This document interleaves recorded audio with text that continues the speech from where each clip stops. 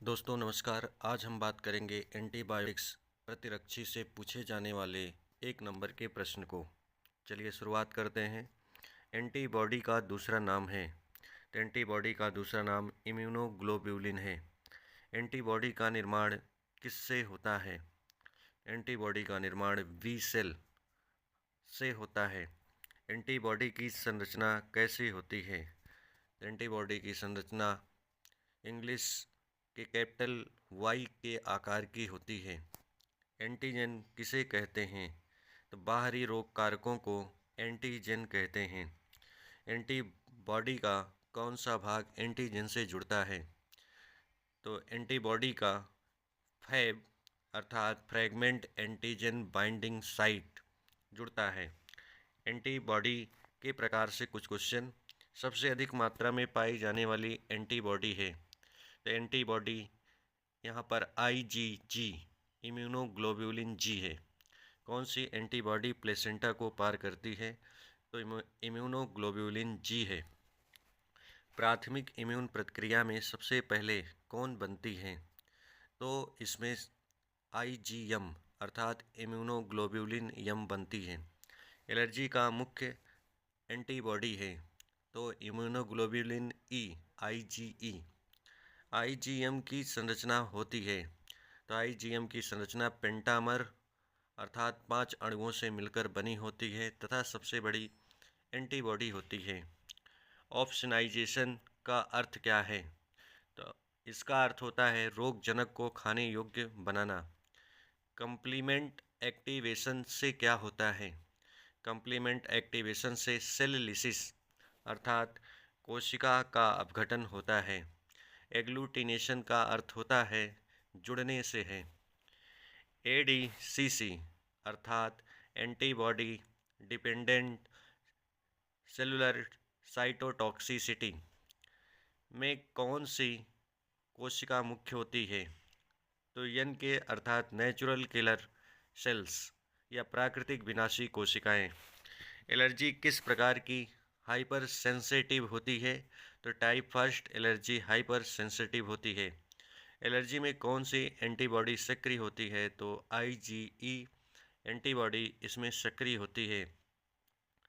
Histamine किससे निकलता है?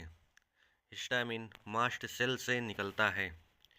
एनाफ्लेक्सेसिस किस का गंभीर रूप है? तो यह एलर्जी का गंभीर रूप है। कॉन्टैक्ट डर्मेटिस किस प्रकार की प्रक्रिया है? यह टाइप फोर्थ प्रकार की प्रक्रिया है। एंटीबॉडी किस प्रकार की प्रोटीन है? तो यह एक प्रकार की ग्लाइकोप्रोटीन है। एंटीबॉडी का दूसरा नाम इम्यूनोग्लोब्यूलिन अर्थात IG होता है। एंटीबॉडी का निर्माण बी लिम्फोसाइट कोशिका में होता है। एंटीबॉडी की आकृति Y अर्थात अंग्रेजी के कैपिटल Y आकार की होती है। एंटीजन बाहरी पदार्थ हैं जो प्रतिरक्षा उत्पन्न करते हैं। एंटीबॉडी का कौन सा भाग एंटीजन से जुड़ता है? तो यह पे भी एंटीजन से जुड़ता है। एंटीबॉडी का FC भाग कार्य करता है। तो यह प्रतिरक्षी कोशिकाओं को सक्रिय करने का कार्य करता है। एंटीबॉडी में ग्लाइकोप्रोटीन होती है। एंटीबॉडी मुख्यतः रक्त तथा शारीरिक द्रव में पाई जाती है।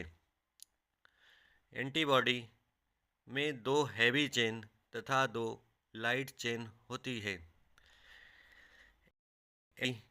ह्यूमोरल प्रतिरक्षा से संबंधित होती है अर्थात ह्यूमोरल प्रतिरक्षा एंटीबॉडी द्वारा संपन्न होती है।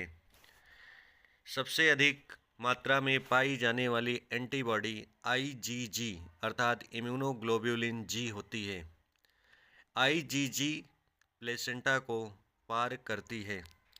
प्राथमिक प्रतिरक्षा प्रक्रिया में सबसे पहले कौन सी एंटीबॉडी बनती है? तो प्राथमिक प्रतिरक्षा प्रक्रिया में IgM एंटीबॉडी बनती है। माँ के दूध में इम्यूनोग्लोब्यूलिन A अर्थात IgA एंटीबॉडी पाई जाती है। IgE की भूमिका एलर्जी में होती है। पेंटामर संरचना IgM अर्थात इम्यूनोग्लोब्युलिन यम की होती है। बी सेल की सतह पर IgD एंटीबॉडी पाई जाती है। म्यूकोशल प्रतिरक्षा में IgA इम्यूनोग्लोब्युलिन ए एंटीबॉडी पाई जाती है। द्वितीयक प्रतिरक्षा प्रक्रिया में IgG एंटीबॉडी पाई जाती है। परजीवी संक्रमण में IgG एंटीबॉडी का स्तर बढ़ता है। एंटीबॉडी के कार्य।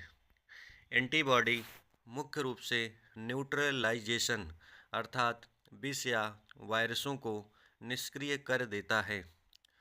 ऑप्सनाइजेशन रोगजनक को फैगोसाइटोसिस हेतु चिन्हित करता है।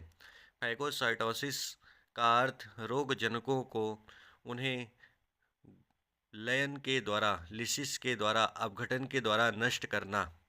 एग्लूटिनेशन का अर्थ होता है रोगजनकों के समूह बनाना।